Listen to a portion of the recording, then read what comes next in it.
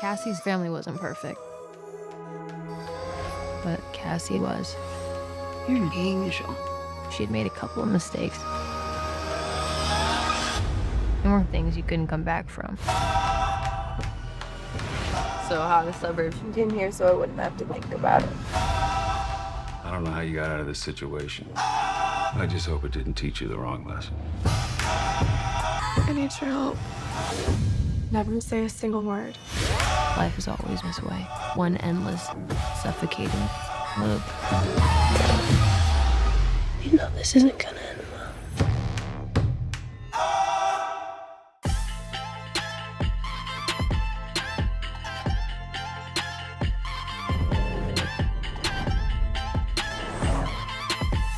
So McKay is a very complex person. He's a very complex individual. I feel like McKay is searching for identity. With McKay, outside of football, it's hard for him to find his confidence. On that field, that's where he gets his happiness. That's where he sees the people cheering. That's where he feels like, I belong here. When he doesn't have that helmet on, when he doesn't have those pads on, when he's not around his teammates getting those cheers, it's real life, and he doesn't know how to deal with that. And as we see a lot in the show, he has to tone his anger down and try to find different ways of having an outlet.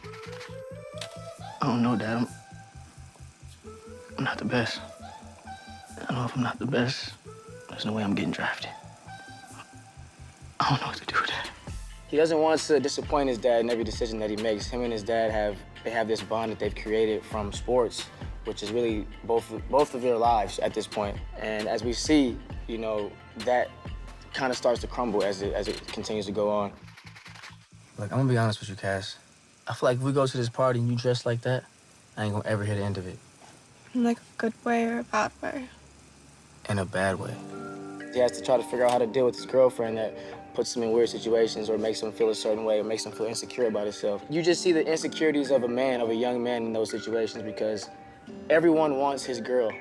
He has the girl, but he still knows that everyone wants her. Every time he goes around his friends, she's always getting talked about. There's never any respect or privacy when it comes to his girlfriend, and so that comes up in his mind when he's around her, and he doesn't want to say anything about it because he doesn't want to seem insecure, but all those things take play in that, and those things cause his reactions to be the certain ways that they are to her.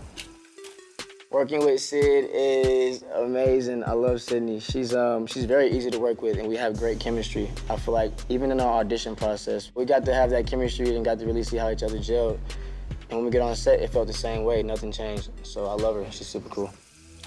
My favorite part of Euphoria, for sure, hands down, would just have to be the freedom that we experience on set. The energy is better when you have that environment to work. When I feel comfortable with my character, I feel like there are actually real-life things that I relate to with my character. Things that I do in my personal life that we actually use for the character McKay. I'm a really big person on words. I speak my words every day. I speak like into the atmosphere. I make sure I put out there what I want to receive. And so I get in the mirror every day and I do that. And there's an interesting scene like we see in the episode of McKay when he's just looking in the mirror.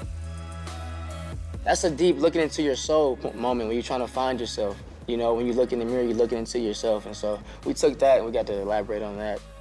I feel like there will be a lot of people watching the show, so I just want them to understand identity. I think that's one of the hugest things. Not looking around, but looking within and really dealing with the things that you have to deal with in your life before being involved with everything else.